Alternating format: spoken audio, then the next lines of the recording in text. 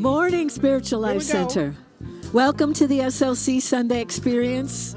We're so glad you're here today. You're in the right place at the right time. Your soul is welcome here, and we are going to talk about it. We're going to sing about it.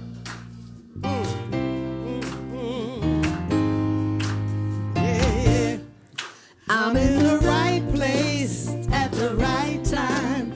I am just where I'm meant to be. I'm in the right place at the right time. I am just where I'm meant to be. I'm in the right place at the right time. I am just where I'm meant to be. I'm in the right place at the right time. I am just where I'm meant to be. Oh, my soul is welcome here. Oh, my soul is welcome here. I am getting the message loud and clear. My soul is welcome here. Your soul is welcome. Your soul is welcome here. I'm in the right place at the right time. I'm just where I'm meant to be. I'm in the right place at the right time. I'm just where I'm meant to be. Oh, my soul is welcome here. Oh, my soul is welcome here. I am getting the message loud and clear. My soul is welcome here. Oh, my soul is welcome here. Oh, my soul is welcome here. I am getting the message loud and clear. My soul is welcome here. I am getting the message loud and clear. My soul is welcome here. My soul is welcome here. My soul is welcome here. My soul is welcome here. My soul is welcome here. My soul is welcome here. My soul is welcome here. My soul is welcome here. My soul is welcome. I am getting the message loud and clear. My soul is welcome.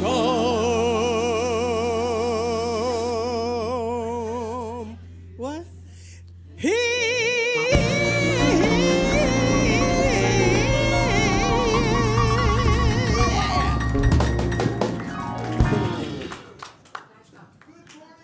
SLC.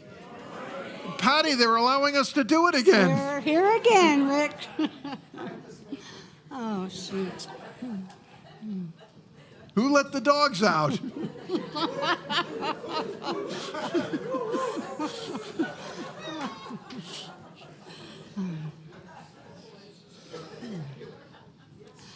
And we greet you in the name of all that is good, all that is sacred, and all that is holy, and in the warm and loving energy of our community, Spiritual Life Center.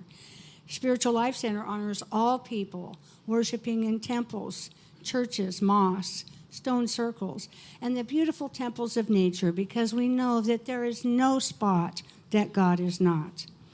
If this is your first time joining us, either online or in person, we especially welcome you, because we know no one is here by accident. We are all here by Divine appointment. And we really appreciate it when you silence all electronic devices, and please, no flash photography during the service. And today's daily word is world peace. And the affirmation is, my loving thoughts, words, and actions contribute to world peace. Divine love is my very essence. I draw from this inner source to lay a foundation of love in my heart. And on this foundation, I build a house of peace, compassion, and acceptance. I invite others into this house through my kind words and actions. I live in an awareness that all people are divine. All deserve respect and a channel to express their true selves. I view the people of the world as my neighbors. We may look, talk, or believe differently, but it is this diversity that fills the world with beauty. I radiate divine love to all and gratefully receive the love that returns to me. This exchange is the basis of lasting peace.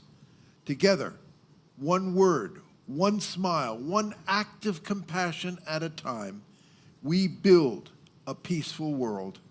And as that great New Thought teacher, Emma Curtis Hopkins, said, God is the name of what is within us, which knows what to do and how to do it. Today's daily word is world peace. Let's go into prayer. Dear Spirit, sometimes when we read the newspapers or look at television, world peace may seem very, very far away and almost impossible to achieve. But we turn to that wonderful words of Mahatma Gandhi, who said, "Be the change that you want to see." And so, as the peace song says, let there be peace on earth, and let it begin with me, with my activities, my actions, and my thoughts. Thank you for SLC, this incredible spiritual community, which I think has a powerful message, not just for Sacramento, but for the world beyond. And for this and so much more, we say thank you and amen and amen. And we also say our transformational statement because it really does remind us of who we have come here to be. Let's say it together. To transform lives, to make a positive difference in the world as we love, serve, and remember. We also say those Unity 5 basic principles because I don't know about you, I also often find that that's what helps me get out of the potholes of life. And recently, one of you came up and said to me, Reverend Rick, I hope you don't mind me making a suggestion, but when you say the Unity 5 principles, could you slow down?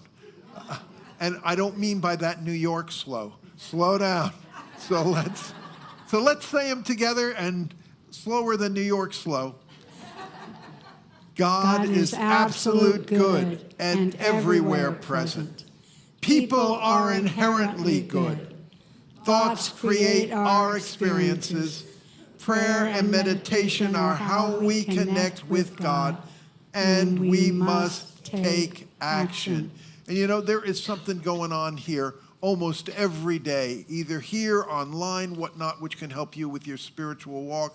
Patty, what are some of the things that are going on? Well, on Wednesdays, we usually have 3 things going on. On Wednesday at 5:30 in the chapel for a half hour, we have our prayer circle with the chaplains leading that.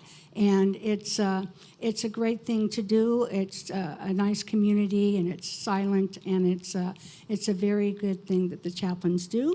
And then at 6 o'clock this week, from 6 to 7, our meal is the birthday bash. So come celebrate your birthday. If it's not your birthday, celebrate other people's birthdays. It's really a nice time of community and great food and fellowship. And then this week, for our service from 7 to 9 is Ken Daigle's Unapologetic Manifestation. That class is full. This announcement is a reminder to those people who are still taking the class. And in a week or two, we're going to be starting a new series, which I know many of you are looking forward to, Unity in World Religions. We're going to open it. It's not just going to be Sunday talks. We are going to be going on field trips, having people come here. And we're opening it up starting on Monday, June 8th at 10:30. It's going to be a walk of the Saints, Garden of the Saint walks at the Vedanta Society. It's an incredible, I mean, if you've not been there, and it's right in Sacramento, it is incredible. Please come. We also believe that this is, it's the height of the lotus season. So, I mean, lotus blossoms will be there. What a way to open at the Vedanta Society. 10:30 p.m., June 8th. Now, there's an optional lunch afterwards at Green Jade Restaurant. We would ask you to please RSVP with RJ. RJ, could you? There's RJ. He doesn't have to stand up. There we go. And also, if not with RJ, go to our website or the hub to sign up for that. And Paula has something about Costa Rica. Oh, yes, I do. So you've been hearing about this raffle that we're having, the Costa Rica raffle at this beautiful villa in Tamarindo, Costa Rica. $100 tickets. We're going to sell, when we have sold 100, then those lucky people will be in the draw. So that's the news that is online. And also, if you go on the website, you can see beautiful pictures of the interior of this villa. A little side story, I actually was the person who found this villa for Steve and Carol. The first trip we went together, and we were on our way to the beach, and I spotted this place for sale, and they ended up buying it, and I've had the blessing and honor to be there numerous times. So they asked me today to share a little bit of what you can expect. Aside from the beautiful interior, this view right here is from the balcony. And if you look right in between those buildings, there's a gate there that leads you out to a beautiful beach. You can expect, whether you're on the balcony or on the beach, phenomenal sunsets every night. So I put several pictures. These are all from my phone. So keep scrolling through some of these sunsets. They're just absolutely stunning. And there's just a huge vista there.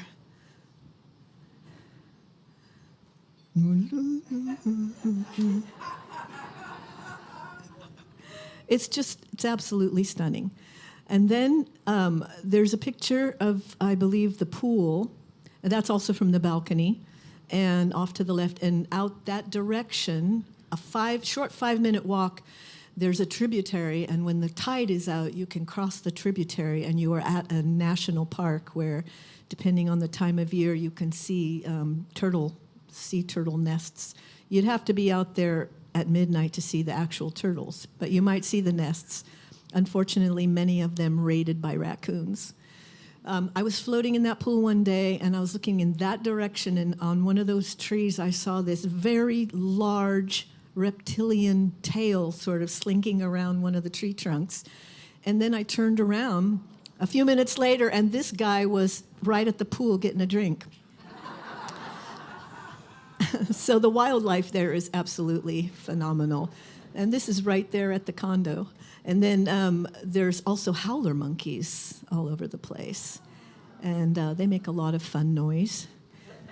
And then there's some short day trips. From there, you can see some other fantastic wildlife, the fancy bluebird, that frog, and also one of my big quests was to see a toucan in the wild, which I did see, and there he is.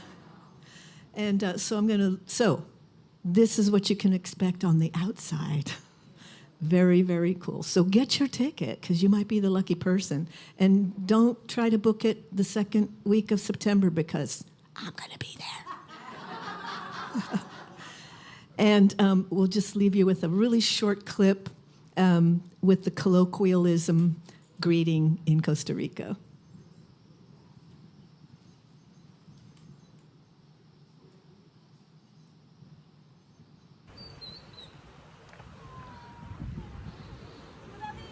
Pura vida. One of my favorite things, biking on the beach.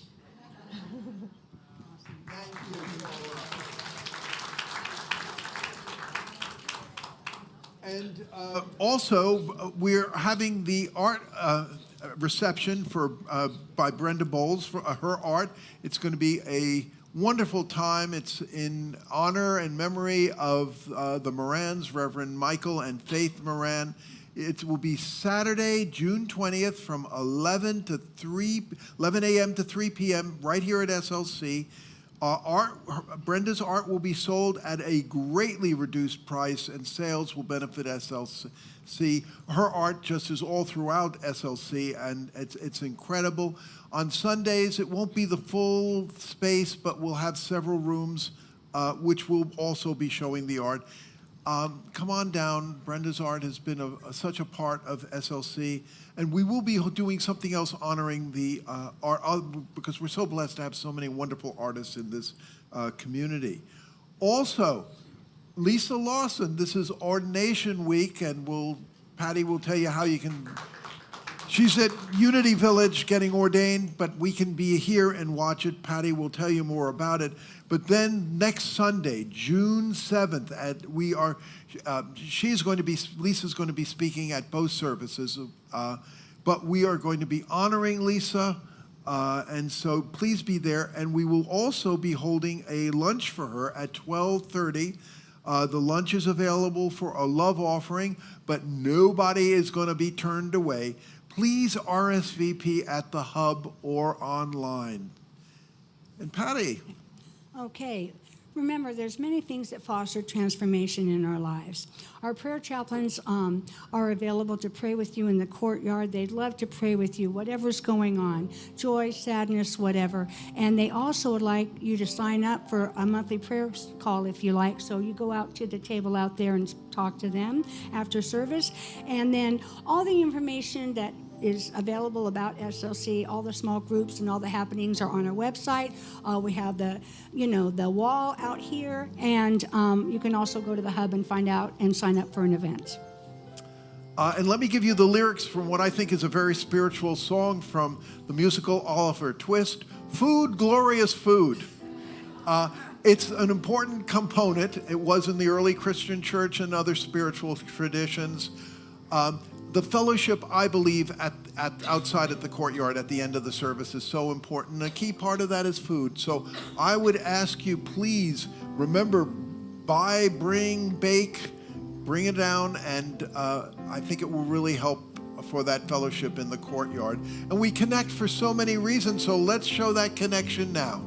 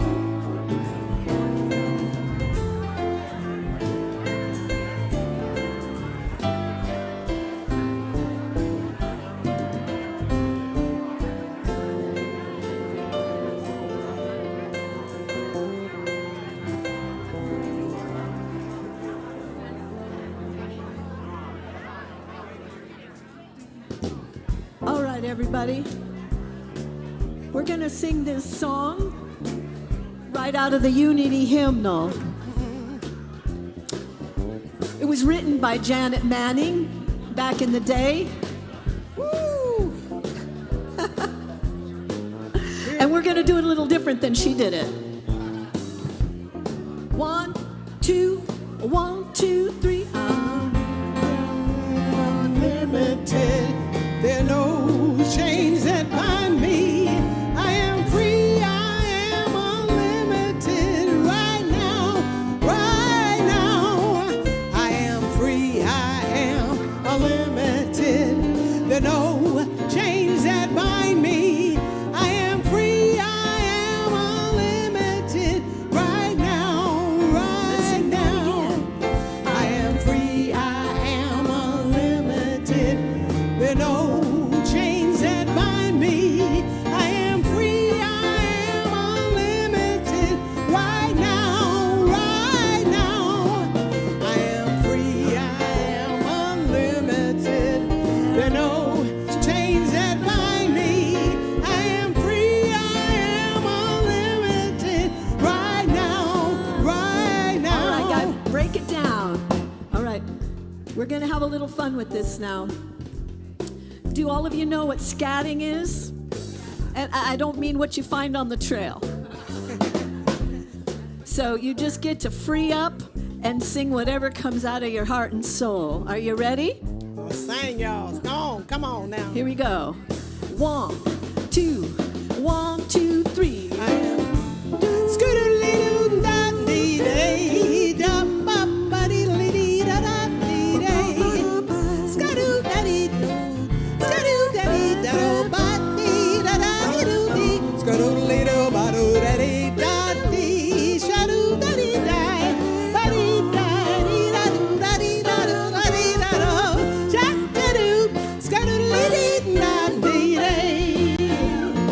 Here we go. I am free. I am free, I am unlimited. There are no chains that bind me. I am free, I am unlimited. Right now, right now. I am free, I am unlimited. There are no chains that bind me. I am free, I am unlimited. Right now, I'm free. right now. I am free, I am unlimited. Right now, right now. One more time. I am free, I am unlimited. Right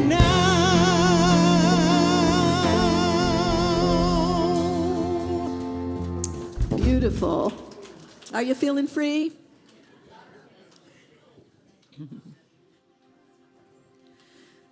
All right. Before we say our vision statement together, I'm going to give us a little bit of a reminder about something that we did already 8 or 9 years ago together. How many of you have experienced or taken the quantum living course with Elaine? Beautiful. All right, we need more of you to do it. So this is a really beautiful set of tools to help us learn how to live with nothing and no one against us by recognizing the shadows that we have, emotional triggers that set us into wrong thinking, and acknowledging all those beautiful, wonderful qualities that we know we have come here to be. So we did a process with about 50 of us back some years ago. And these are our community shadow card and cue card. So let's read them together and see if they still ring true for us today. Please have compassion for us when we are being not enough, distrusting, grieving, blaming, powerless, and fearful, because this is who we have come here to be. Inspired, in integrity, joy-filled, generous, unstoppable, compassionate, and transformational. Those are some beautiful qualities. Now let's unfold all of that as we speak together our vision statement. Spiritual Life Center is a loving, vibrant family that welcomes home all people and accepts everyone, no exceptions, weaving ancient spiritual traditions with emerging wisdom. We cultivate a spiritual deepening with the divine, each other, and our planet. And now let's take all of that beautiful energy, let's drop into our hearts. And let's prepare for meditation by singing this chant.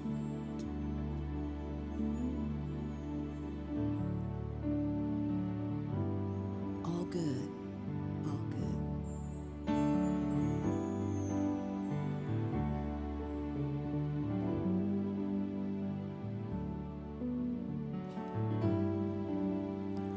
All good, holy, holy. All good,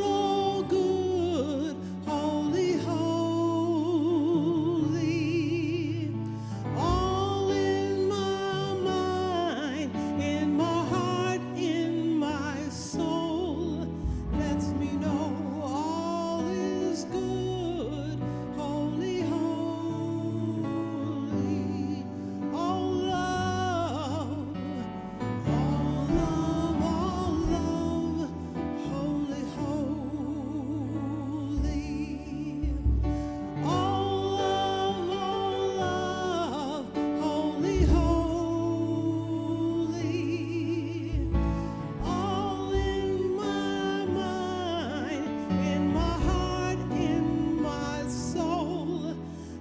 me know all is good. Holy, holy,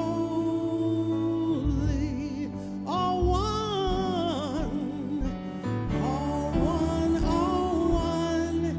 Holy, holy, all one, holy, holy. All in my mind, in my heart, in my soul, lets me know all is good. Holy, holy,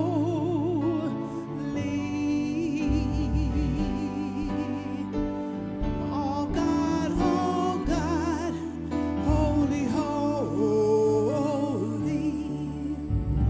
Oh God, holy, holy, all in my mind, in my heart, in my soul, lets me know all is good. Holy, holy, all in my mind, in my heart, in my soul, lets me know all is good. Holy, holy.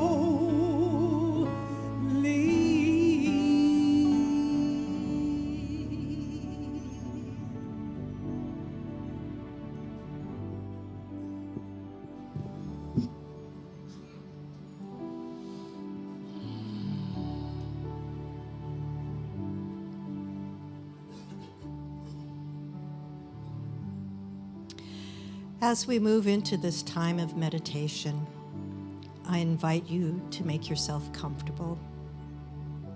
Feel the support of the chair. Feel the air on your face. Soften your vision or close your eyes as you feel comfortable. Feel the loving energy of spirit flowing through your body, rooting you to the earth.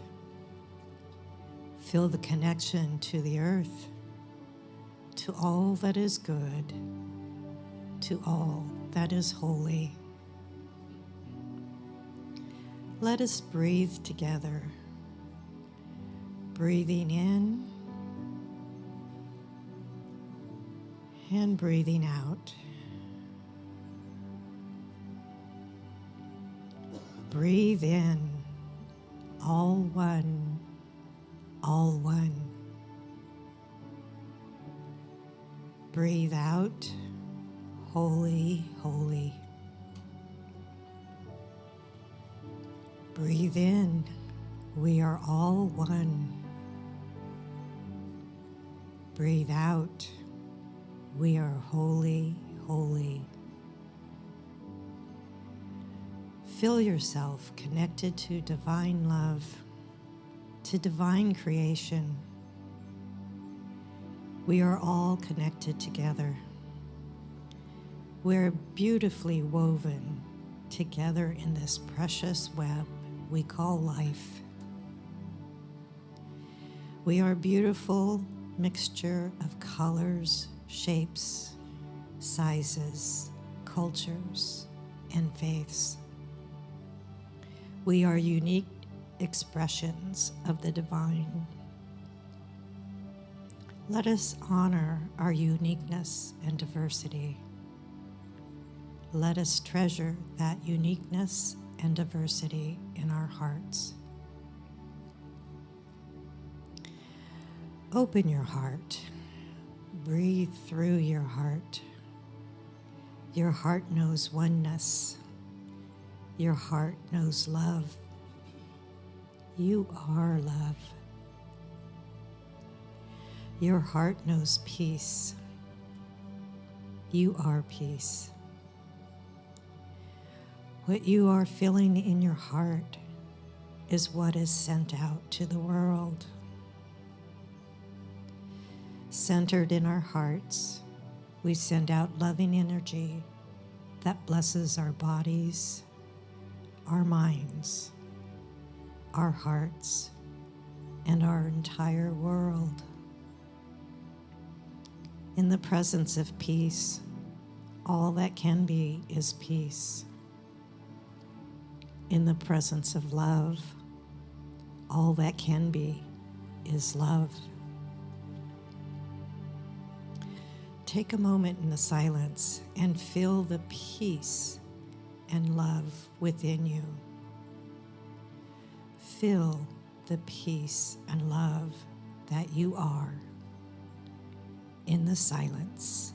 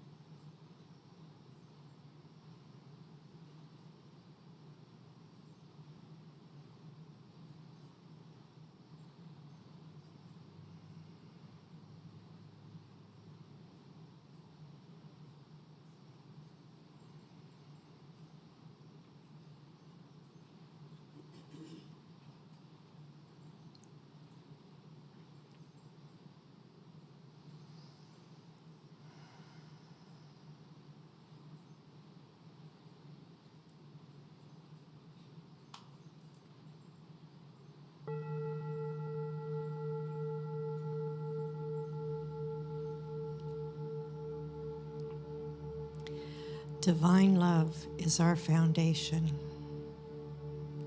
As we breathe divine love, we have love for ourselves and love for others. As we breathe peace, we are at peace with ourselves and at peace with others. Our loving thoughts, words, and actions contribute to world peace. Each of us makes a difference in the world. Each of us have been called to be peace, to be love, to bring the peace and love of our being into this world. Here we are, God. Use us to bring peace and love to our world. And so it is. Thank you, God. Thank you, Goddess.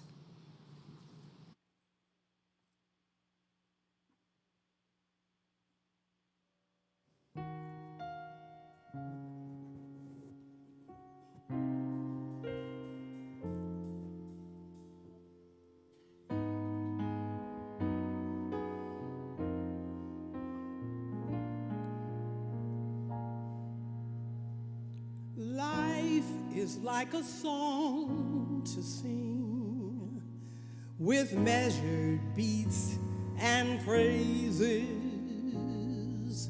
and bended notes and some repeats. Music through the ages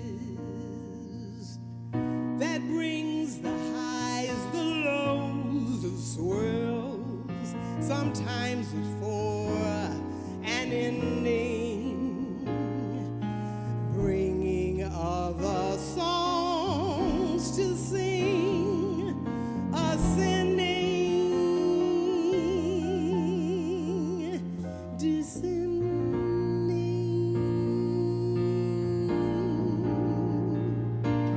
I am learning how to listen, how to hear a melody, how to hear the song I'm singing, how to feel and let it be, and to listen for the song, knowing how it goes, and listen to the melody that flows.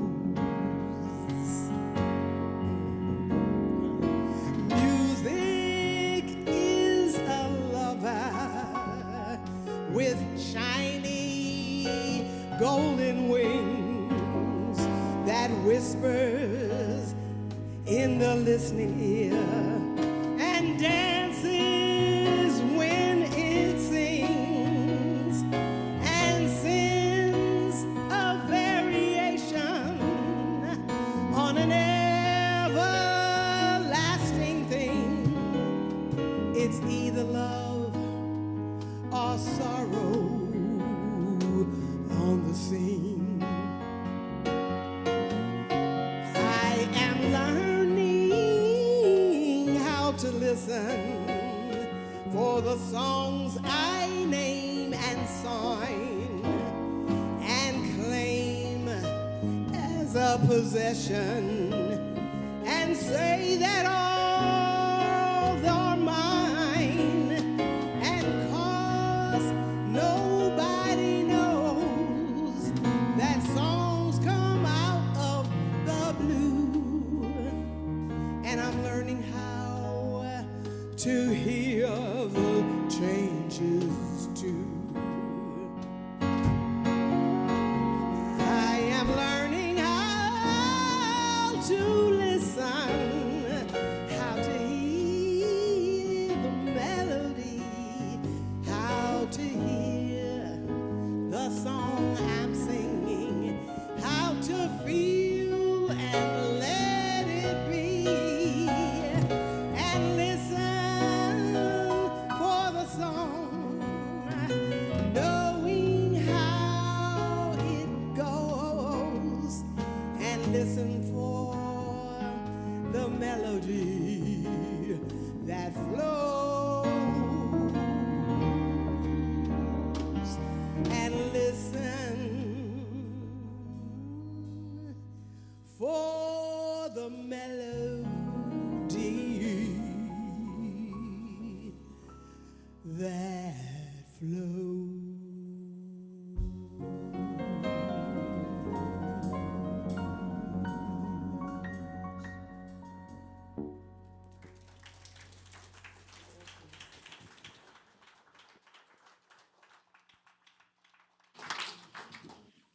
Wow, thank you to Carol and our wonderful, wonderful music ministry. Janet, thank you for a wonderful meditation. And Patty, I don't know if all you know this, but these beautiful altars, I mean, on top of it, are designed each week by Patty.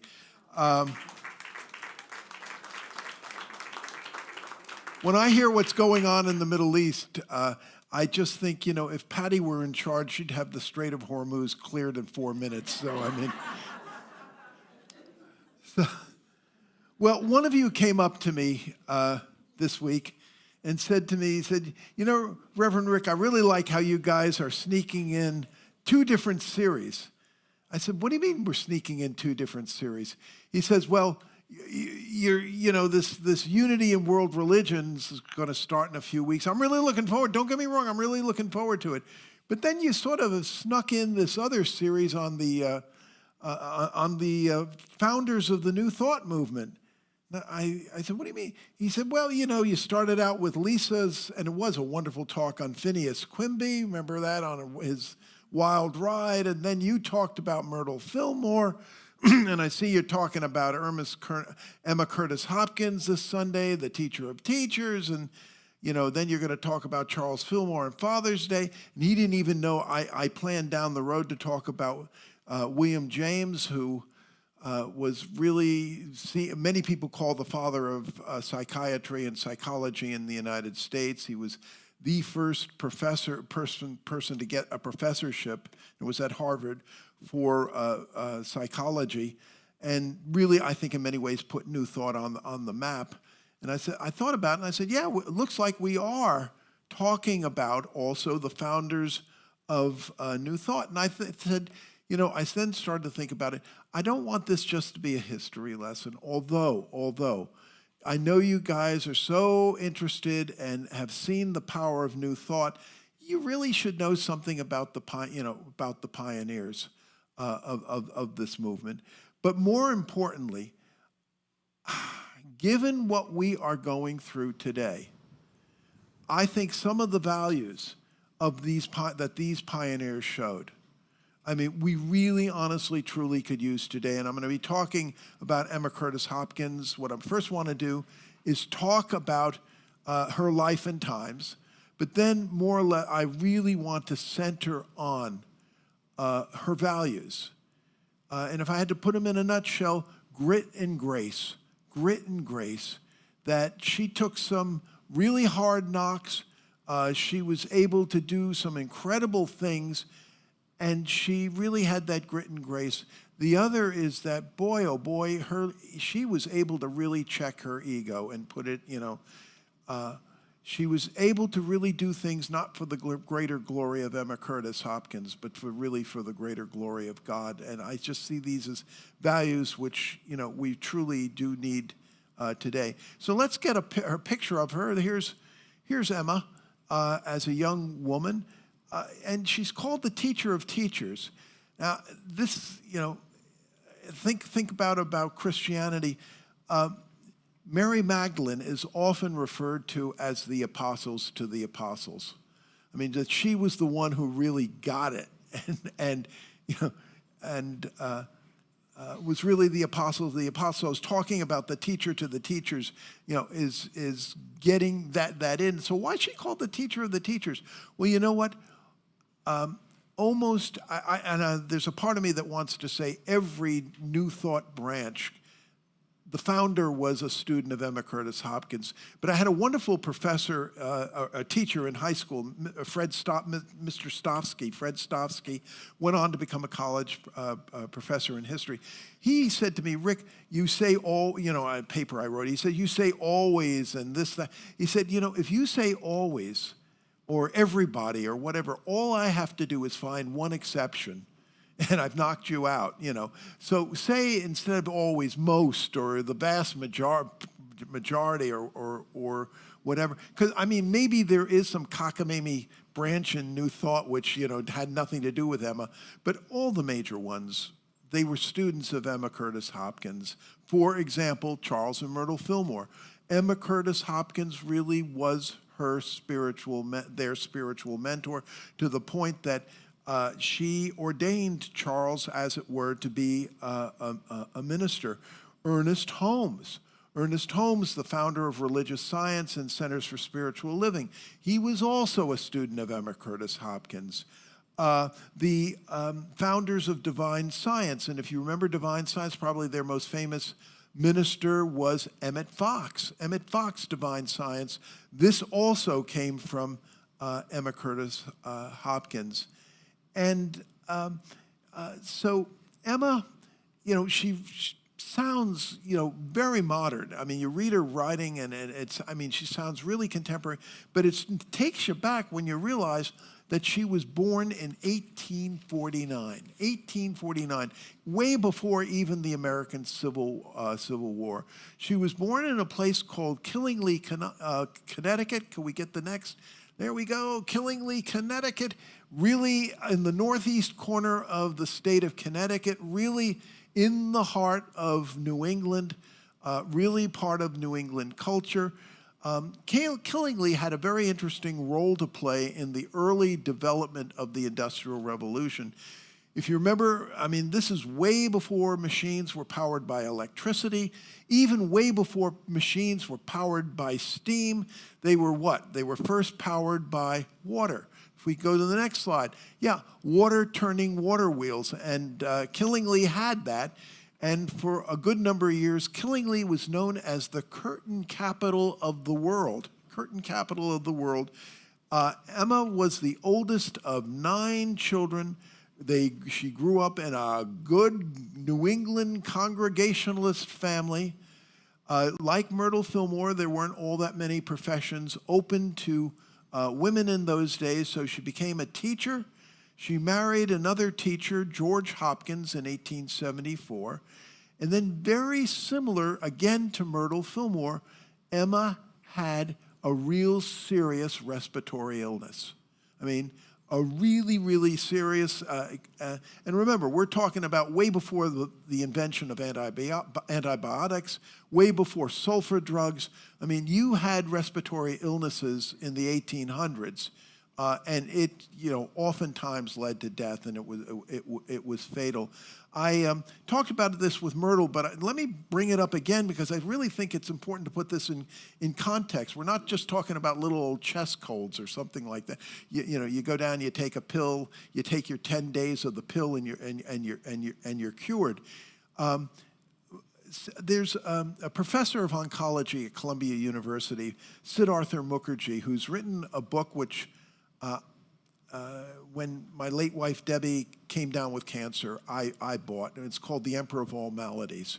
It's the history of cancer. And Mukherjee says, and it shouldn't come as a surprise that he feels in the 21st century cancer is the emperor of all maladies. But he said it wasn't always the case. For example, back in the 1800s, other diseases tended to knock you off before cancer even had a chance to show its ugly face. And so he said, back in the 1800s, I'd say tuberculosis and other respiratory illness, that was the emperor of all maladies. So Emma Curtis Hopkins has this, and it is serious. A neighbor comes up to her and says, I'd like to give you this book. I think it could help you. It's hot off the press. It's called Science and Health with Key to the Scriptures by this woman called Mary Baker Eddy. In other words, it is the central text of Christian Science. Emma takes this in and starts reading it. And very similar to Myrtle Fillmore, the respiratory illness is cured. Emma Curtis Hopkins lived a ripe old age. She died in 1925. It had absolutely nothing to do with anything respiratory or anything else like that. So Emma is cured of this respiratory illness, and she's followed, Science and Health with Key to the Scriptures. She says, I want to learn more. I want to directly be a student of Mary Baker Eddy. So she goes to Boston and becomes a student of Mary Baker Eddy. And Mary Baker Eddy realizes what a gem she has in Emma Curtis Hopkins. This is a really talented young woman. She makes this young woman the first editor of the Christian Science Journal. If we could put up the next slide. There we go, the Christian Science Journal. At those days, the main organ, this was before the Christian Science Monitor and all that. This is the main organ of the Christian Science movement, and Emma Curtis Hopkins is the editor. Whoa.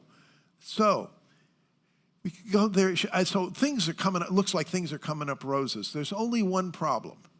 That's called Mary Baker Eddy. Can we go to the next, can we go to the next slide? Yeah. Mary Baker Eddy has a reputation of really being an incredible autocrat. And when I start talking about Charles Fillmore in a few weeks, I'll tell about the story about his run-in with Mary Baker Eddy.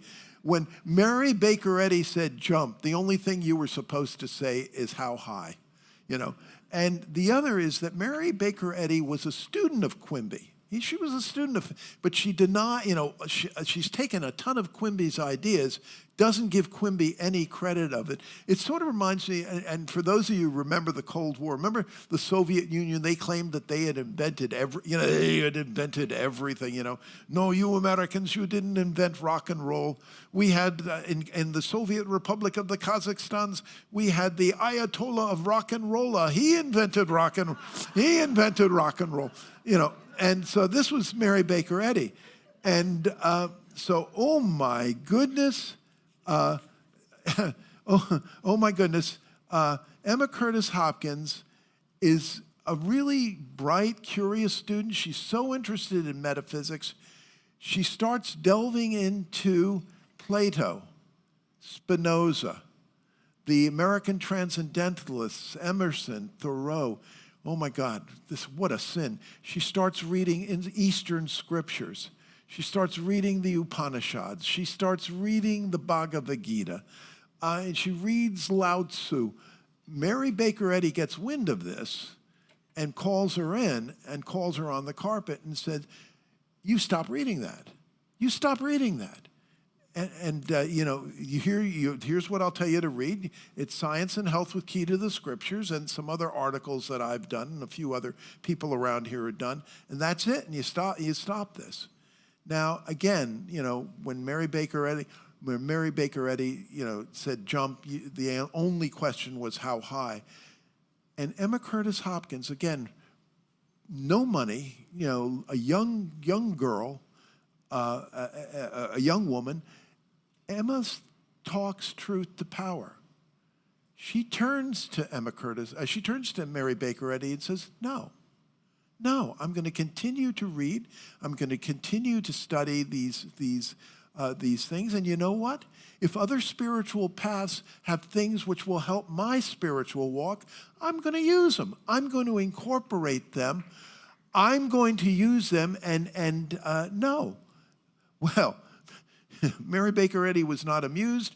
She turned to her hymnal. She took a song from the singers of Ray Charles and said, "Hit the road, Jack, and don't you come back no more, no more. Don't you come back no more." So there is, oh, poor Emma Curtis. She's out of a job. She's kicked out. Boy, oh boy, she goes into Mother Church, she'll wind up in a tuna fish can, So, what does Emma Curtis Hopkins do? She's talked truth to power. Now, she's so, a lot of us, I hate to say it, would turn into professional victims, right? It's 20, a lot of people, 20 years later, you'd be sitting around and talking and you'd be essentially singing, "Here's my story, it's sad but true. It's about a journal that I once knew. I was the editor until I was unfairly shown the door. Hey, hey, dum-da-diddle-a-da, hey, hey, dum-da-diddle-a-da, hey, hey." That was not Emma Curtis Hopkins at all, at all. What did she do? Well, she did hit the road, Jack, and she decided to get out of New England, the land of Grand Poupon, and she went to Chicago. Can we get the next slide up? Yeah, she went to Chicago. And late 1800s, Chicago, Carl Sandburg's hog butcher to the world. Chicago, Chicago, that toddling town. And let me tell you, put this, for me anyway, in context. When I was an undergraduate, I had a wonderful art history course. The professor was just super. His real love was architecture. And he claimed that after the Roman arch, the invention of the Roman arch, there was nothing new in architecture until what happened in Chicago in the late 1800s. We said, well, what about Gothic cathedrals? He said, a Gothic cathedral is nothing more than a Roman arch which has been squished, And well, what happened in Chicago? There was the invention of this lighter metal, no longer heavy iron. It was lighter steel, strong, even stronger than iron. And there was the ability to make tons of cement and cantilever structures. And now you had the ability to lift all of this in people 50, 60, 70 stories high, and out came skyscrapers. This is, and then he said to us, and again, the father of all this was Louis Sullivan in Chicago, and he said to us, nowadays Chicago's sort of like Rodney Dangerfield. You don't get no respect. They're knocking down Louis Sullivan buildings left and right. If you want to see it, you better go out there now. And right at the end of the class, because I want to be in the spirit of the time, I took a train ride from New York to Chicago.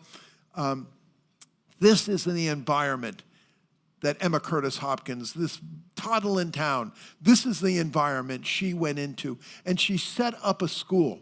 She set up a school which taught essentially metaphysics. She got an incredible number of students. It was interesting how she got the Fillmores. Myrtle Fillmore has been told by the doctors, there's no more medical science can do for your condition, and you're going to die in 6 months. I hope their bedside manner was a little better than that, but probably not all that much. Myrtle goes to a lecture given by a Dr. E.B. Weeks, who is a student of Emma Curtis Hopkins. And she hears things at this lecture which just so resonate with her. And Myrtle has a spiritual healing, which I talked about. She has this spirit. She knows she is not going to die of this and that she will be healed. The physical manifestation took 3 years of really hard, intensive prayer work, et cetera, et cetera. But again, like Emma Curtis Hopkins, Myrtle died in 1931, and it had absolutely nothing to do with any respiratory or tuberculosis or anything else like that. So the Fillmores hop-tail it out to Chicago. They study under Emma Curtis Hopkins. As I said, the list. You know what's also interesting? Who else studies under Emma Curtis Hopkins? Dr. Emily Cady. Dr. Emily Cady, the author of Lessons in Truth. And this is before she knew the Fillmores. She also studies under Emma Curtis Hopkins. You know, nowadays, when a lot of new people come in, sometimes we tend to give them Reverend Ellen Davenport's book on 5 Unity Principles, because it's in more modern language and all that. But when I came in, what I was given was Lessons in Truth. And my advice is, I mean, I know sometimes the ye old language is hard to get through, but if you can get through it, I mean, Lessons in Truth still is an incredibly powerful, powerful book. And it's also interesting that Emma was not interested in founding another denomination. She felt the world has enough denominations, we're not in. What I really want to do is form an institution which teaches these principles. Had a big impact on Charles and Myrtle. I mean, Charles and Myrtle, and when I talk about Charles in a few weeks, it will be clear. Charles and Myrtle, their idea was not to found a denomination. I mean, they just wanted something which was a prayer network and also an educational network. How did they wind up with Unity then?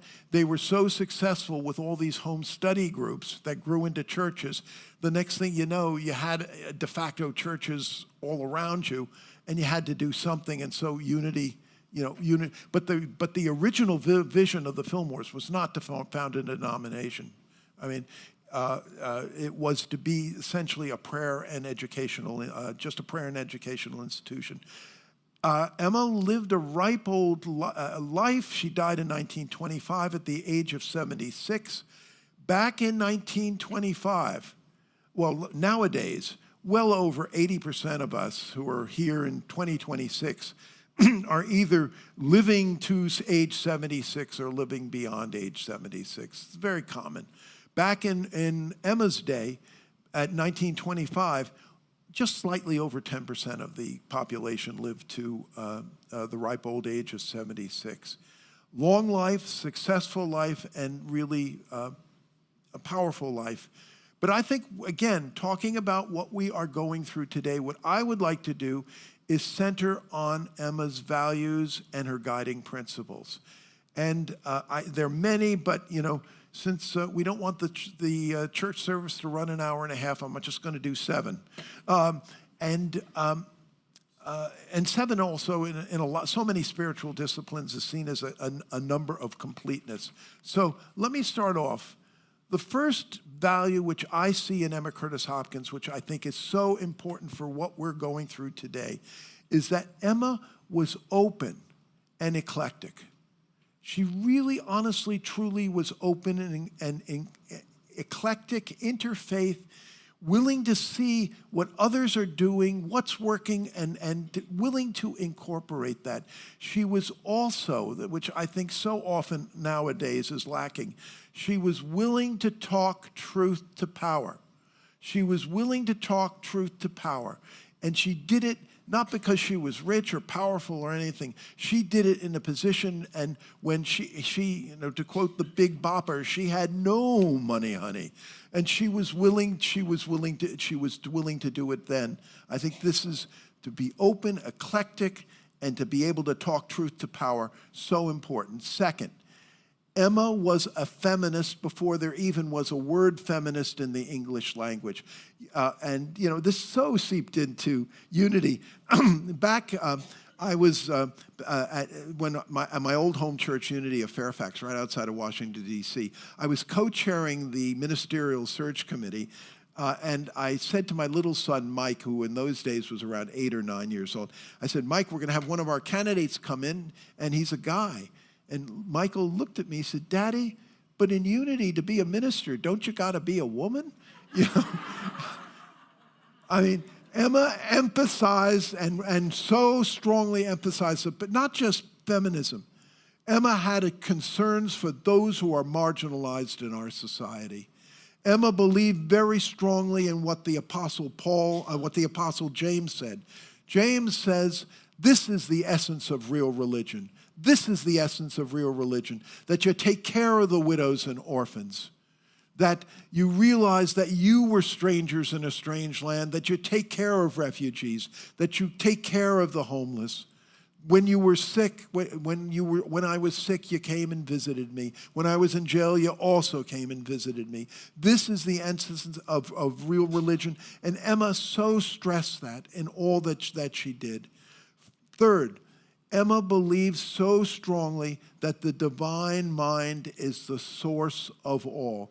Divine mind is the source of all, and that we can be in connection with that. Yeah, we seem to be, isolated individuals and all that, and there's, a lot to be said about that. However, in our group, Rubber Meets the Road, one person made this analogy, which I think is so wonderful. You see continents, you see islands and all that, but drain the water, and you see that we're all connected. It's all connected at one level.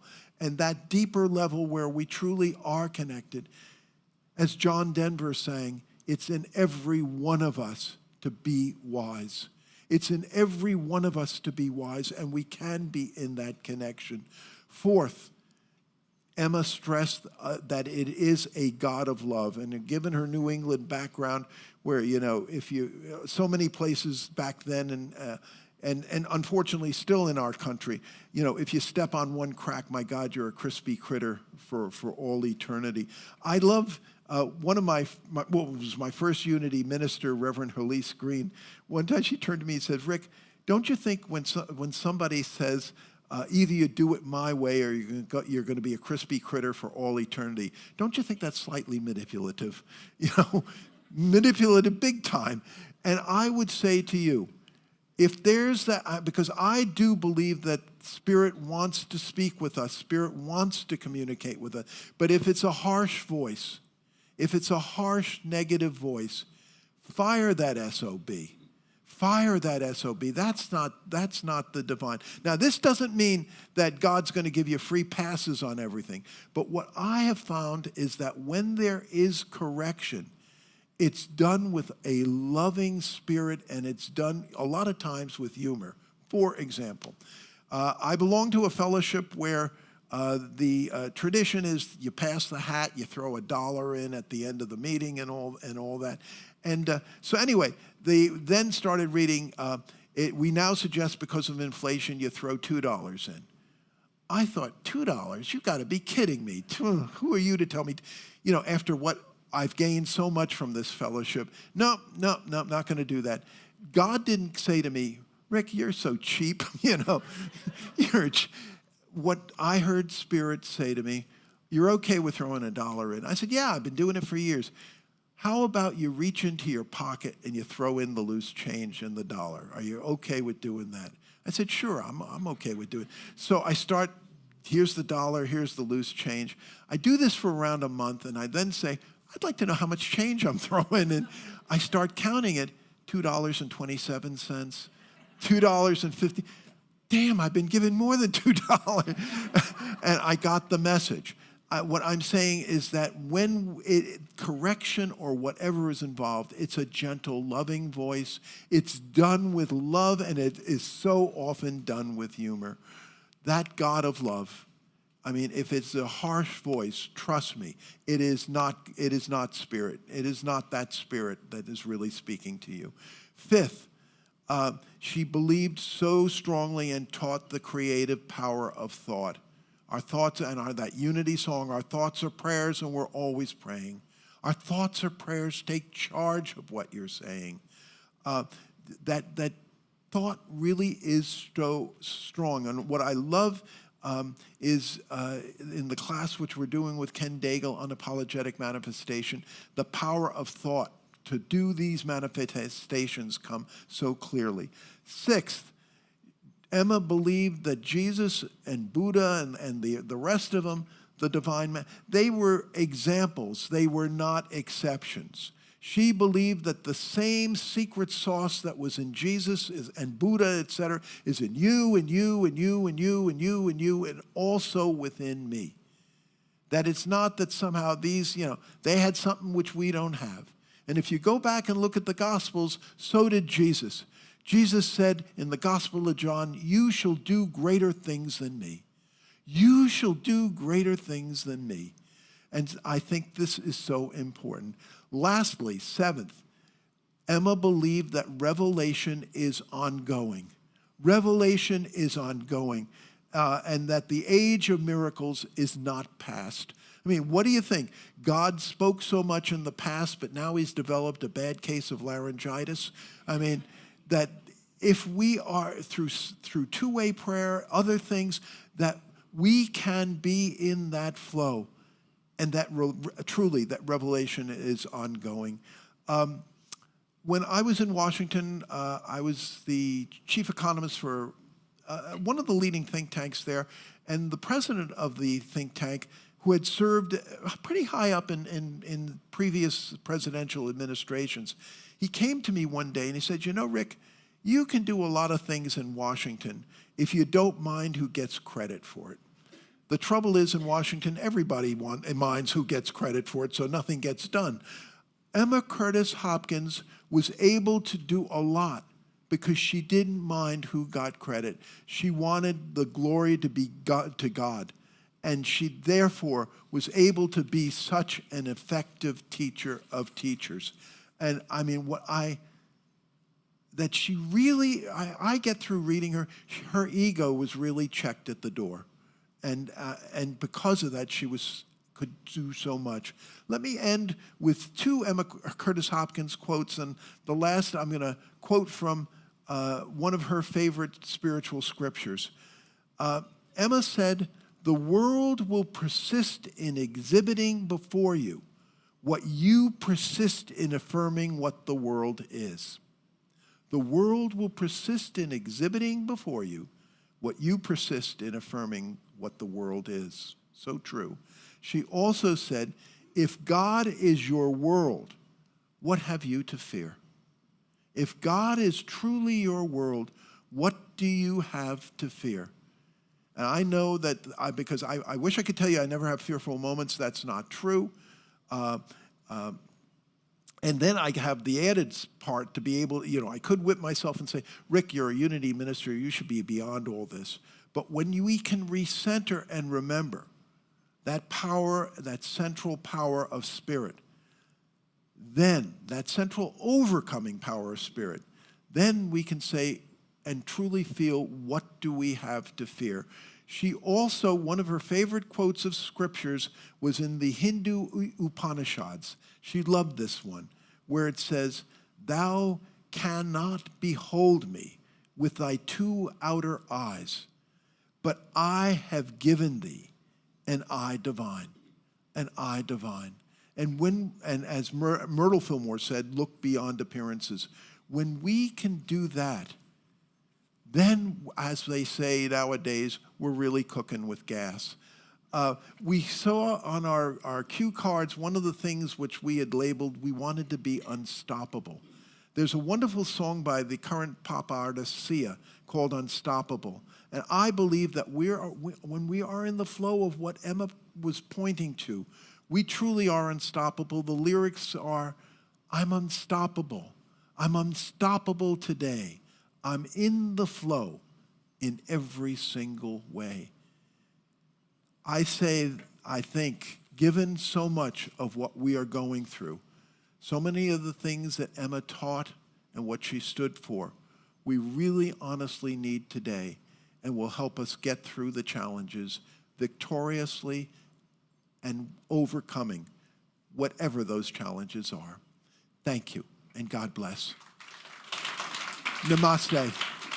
Namaste.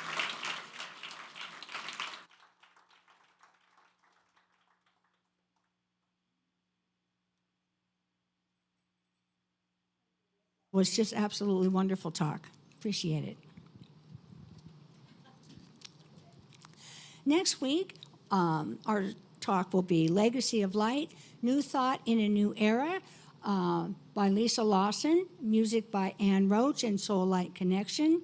And next week, when Lisa comes here to give the talk, she will be Reverend Lisa Lawson. And her ordination is tomorrow at Unity Village. You can watch it on Facebook Live, and the link is on SLC's website, and that's at 11 a.m.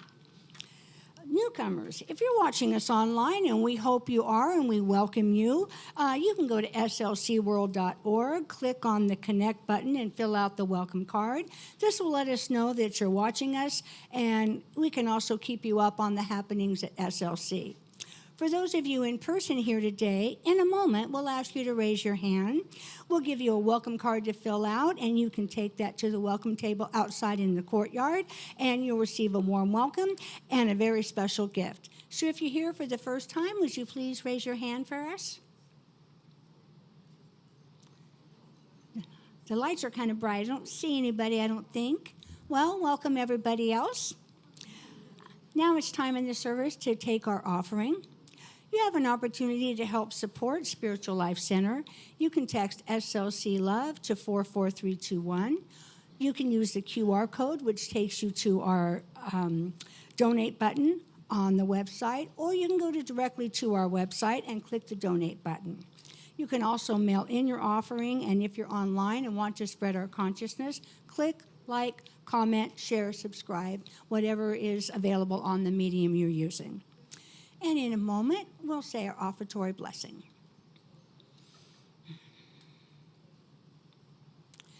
Divine love, as me, blesses and multiplies all that I am, all that I have, and all that I circulate. Thank you, God.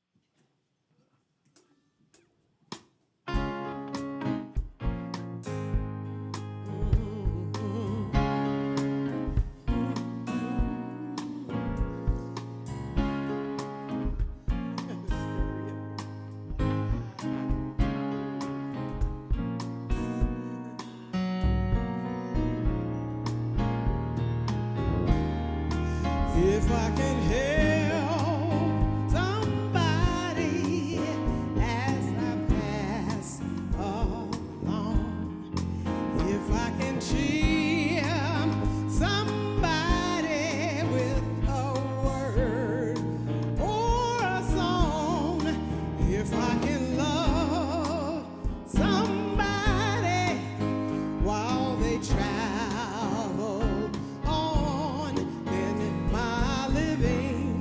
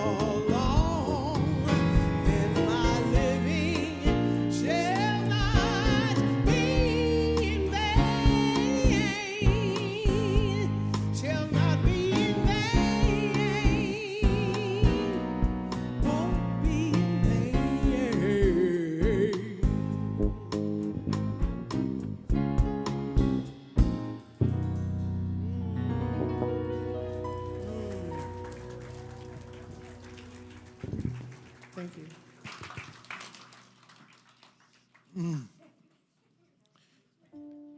It will not be in vain. Dear Spirit, thank you for the prayers in our prayer box and prayers on people's hearts. Help them to know that overcoming power of love, wisdom, and joy that is theirs and that can help them conquer whatever they are going through. Thank you for the investments that are made into this ministry of time, treasure, and talent. And for this and so much more, we say thank you and amen and amen. If I could ask you to stand, we're going to say that prayer for protection, then sing that wonderful peace song, and then there's going to be a wonderful postlude of music. Join us out in the courtyard for fellowship. So let's say that prayer for protection. The light of God surrounds us. I am the light of God. The love of God enfolds us. I am the love of God. The power of God protects us. I am the power of God. The presence of God watches over us. I am the presence of God. Wherever we are, God is, I am, and all is well. And now we sing the peace song.